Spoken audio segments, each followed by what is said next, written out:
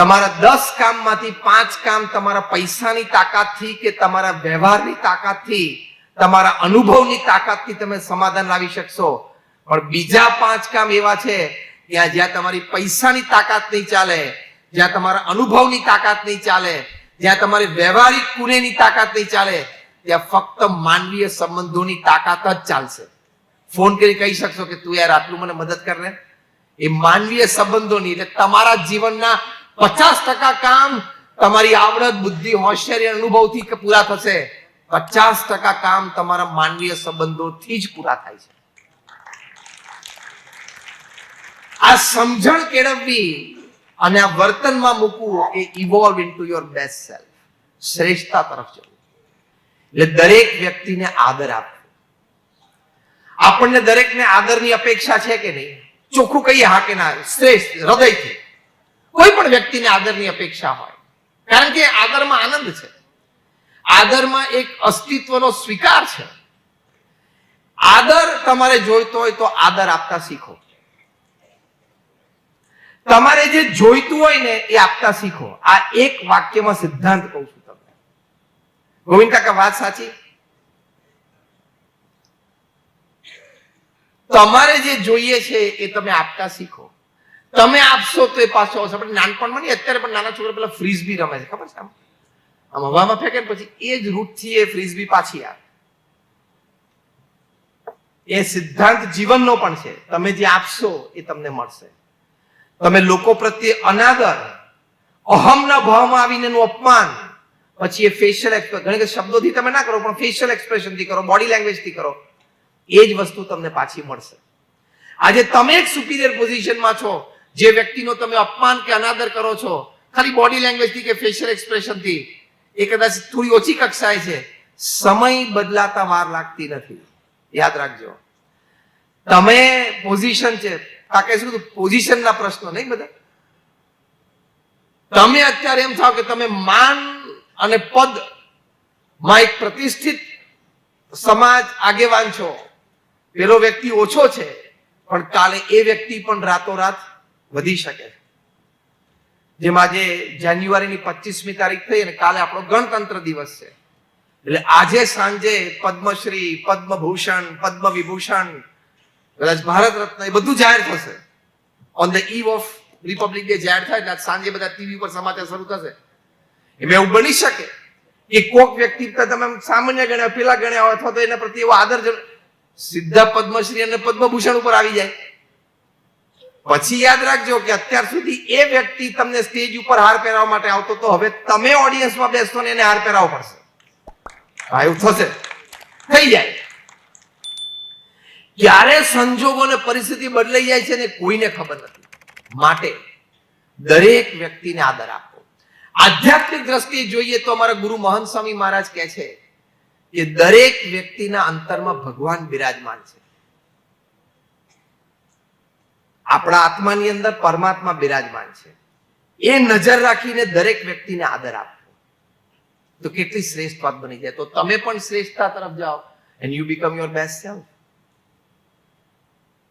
છેલ્લી વાત, છેલ્લો મુદ્દો 5-7-10 મિનિટમાં વાત કરીને પૂરો કરું. મને કલાકનો સમય આપેલો, લગભગ 55 મિનિટ થઈ, એટલે આપણે 5-7 મિનિટમાં છેલ્લો મુદ્દો ચર્ચા કરીને પૂરું કરીએ. ત્રીજી વાત છે evolve into your best self. નાનામાં નાની ક્રિયાથી માંડીને, નાનામાં નાના સંબંધથી માંડીને મોટી ક્રિયા કે મોટા સંબંધમાં અધ્યાત્મને ભેળવવાનો પ્રયત્ન કરવો. કે મારા સનાતન હિન્દુ ધર્મના શાસ્ત્રોની શીખ શું છે, એ મારા કોર પ્રિન્સિપલ્સ છે, એના ચશ્મા પહેરીને જ સૃષ્ટિ જોવી. જેવી દ્રષ્ટિ એવી સૃષ્ટિ, એની વાત ગોવિંદ કાકા કરતા હતા. તો એક કેવી દ્રષ્ટિ? તો એક આધ્યાત્મિક દ્રષ્ટિ રાખવી.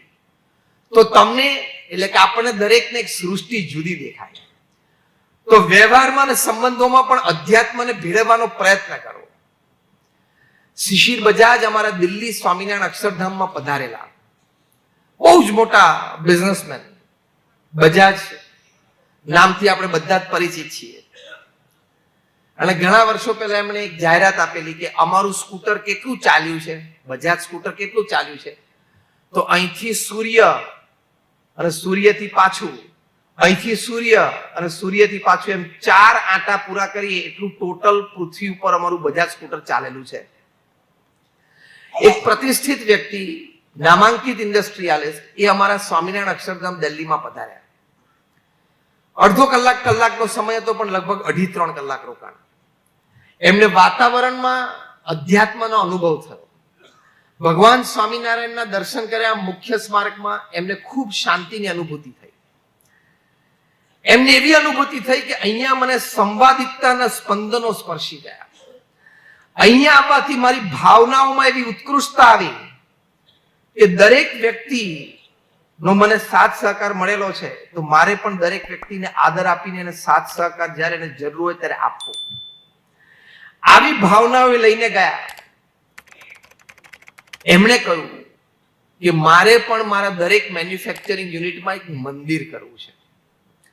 હું મારા કર્મચારીઓને અનુરોધ કરીશ કે તમે કામ પર ચડો એ પહેલા ભગવાનના મંદિરે દર્શન કરીને તમે કામ પર ચડો, જેથી મને જે અનુભવ થયો છે એ અનુભવ મારા દરેક કર્મચારીને થવો જોઈએ.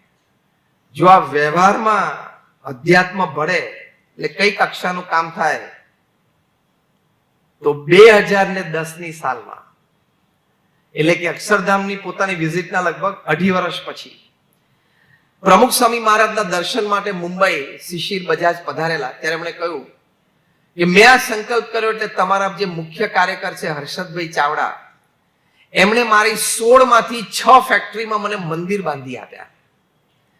ત્યાં સનાતન હિન્દુ ધર્મના તમામ દેવી અને દેવતાઓના અવતાર અમે મૂર્તિઓ અમે પધરાવી છે. ત્યાં પૂજારી રાખ્યા છે અને રોજ પૂજન અર્ચન થાય છે.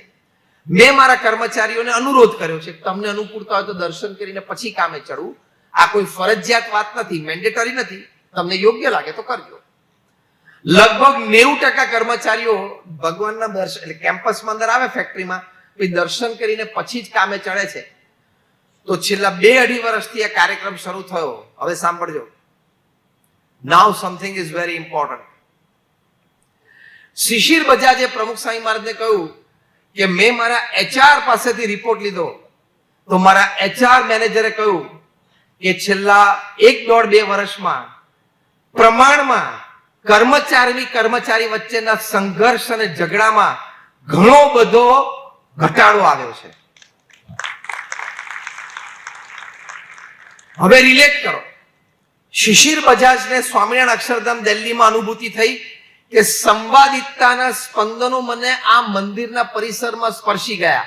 એ મંદિર એમણે પોતાની ફેક્ટરીમાં ઊભું કર્યું, તો સંવાદિકતાના સ્પંદનો એમના કર્મચારીઓને પણ સ્પર્શી ગયા કે આપણે સંવાદિકતાથી એટલે કે હાર્મનીથી કામ કરવું જોઈએ. આ માનવીય સંબંધો છે. આ કાર્ય તરફ શ્રેષ્ઠતા. કર્મચારી વચ્ચે ઘર્ષણ ઘટી જાય તો પ્રોડક્શનમાં વધારો થાય કે ના થાય. બીજી વાત એમણે કરી કે મારા HR મેનેજરે મને કહ્યું કે કર્મચારી તરફથી અન્ય કર્મચારી માટે લેખિત ફરિયાદો આવે કે આ મને સહકાર નથી આપતા, આમ મોડું કરે છે, અથવા તો આમ મને અપમાનિત ભાષા અથવા તો અપમાનિત દ્રષ્ટિએ જોવે છે, પૂરો સાથ સહકાર નથી આપતા, એવી જે કોઈ પણ કર્મચારીની બીજા અન્ય કર્મચારી માટે લેખિત ફરિયાદ HR ને જાય, એ લેખિત ફરિયાદમાં પણ બહુ જ મોટો ઘટાડો છેલ્લા 2 વર્ષમાં થયો છે. આ કેટલી મોટી વાત. ત્રીજી વાત એમણે કરી કે મારા HR મેનેજરે મને એવું રિપોર્ટ કર્યો કે પોતે જ્યારે ઓફિસમાંથી ઊભા થઈને ફેક્ટરીમાં ફ્લોર ઉપર બધા કામ કરતા હોય ત્યારે મળવા જાય, તો HR મેનેજરે કહ્યું કે કામ કરતા આપણા કર્મચારીઓમાં છેલ્લા 1.5-2 વર્ષમાં આમ ચહેરા ઉપર સ્મિત એ મને વધારે જણાયું. આ લાભ છે કે નહીં? એ બધાનું કારણ શિશિર બજાજે કહ્યું કે મને જે અનુભૂતિ સ્વામિનારાયણ અક્ષરધામ દિલ્હીમાં થઈ હતી, તો મને પણ એમ થયું કે અધ્યાત્મને આપણે વેપારમાં લાવીએ, અધ્યાત્મને આપણે ઉદ્યોગમાં લાવીએ, અધ્યાત્મને આપણે વહીવટમાં લાવીએ. તો અધ્યાત્મ જ્યારે વેપારમાં, ઉદ્યોગમાં અને વહીવટમાં ભળે છે, ત્યારે કર્મચારીઓના સંબંધોમાં, કર્મચારીઓના આંતરિક વૈભવમાં આટલો ફેરફાર નોંધાય છે. which ultimately decides the growth of your organization. સંસ્થાના વિકાસનું આ બહુ જ મોટું કારણ બને. તો અધ્યાત્મને ઉદ્યોગમાં અને વેપારમાં અને વહીવટમાં લાવવો તો ઘણો બધો તફાવત તમને જણાશે.